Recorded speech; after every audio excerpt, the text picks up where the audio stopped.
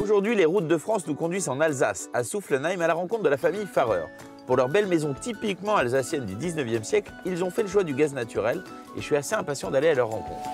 Bonjour. Bonjour. Christophe. Oui, c'est ça. Benoît. Bonjour, Benoît, comment allez-vous? Bonjour, toi. Ça vous a pris combien de temps de transformer cette maison traditionnelle alsacienne en cette maison aussi moderne? Écoutez, comme on a fait beaucoup de choses nous-mêmes, on a pris à peu près 3 ans. On a essayé de regarder l'ossature existante.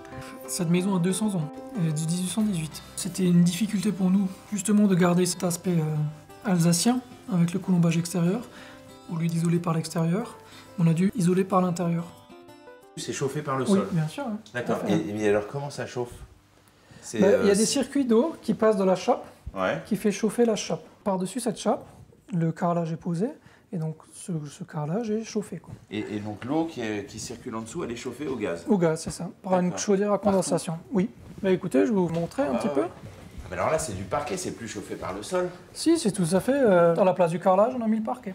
C'est formidable parce qu'il y a une vraie modernité avec le chauffage par le sol et en même temps, il y a encore la structure de la maison C'est ça, tout à qui a fait, ce cachet vraiment ancien. Waouh! C'est pas la chambre, c'est la suite parentale. C'est un autre circuit pour la salle de bain. Voilà. Donc moi, je peux régler juste ce circuit plus chaud. C'est génial. Et ici, comme on dort ici, un peu plus frais. Et l'eau qui coule est chauffée également par votre chaudière. Oui, ou par les panneaux solaires. Comment ça fonctionne? La chaudière et les panneaux solaires se relaient en fonction de Ouais, l'ensoleillement Dès que le soleil chauffe, donc les panneaux ils sont toujours en route, l'eau chaude va mettre dans un ballon tampon et se mélanger avec l'eau chaude du condensateur. Ici, je peux régler la température. Donc là, je mets l'ambiance que je veux en bas pour toute la maison. Et après, si je trouve que dans une pièce ou dans une autre, j'ai pas besoin de chauffer, comme les WC ou la buanderie, moins, alors là, je ferme carrément le circuit. Chaque maison a un circuit, quoi.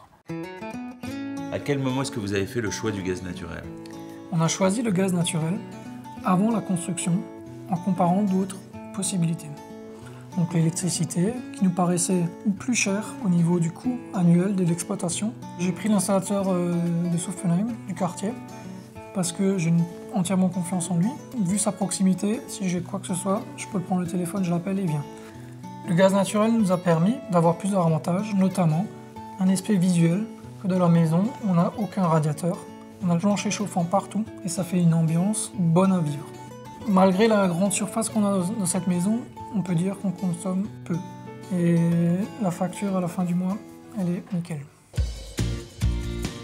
Si vous voulez vous équiper comme Monsieur Farrer, il vous faudra évidemment une chaudière très basse consommation pour la production de chauffage et d'eau chaude, éventuellement épaulée par 2 panneaux solaires, un système de chauffage par le sol et une excellente isolation de la maison.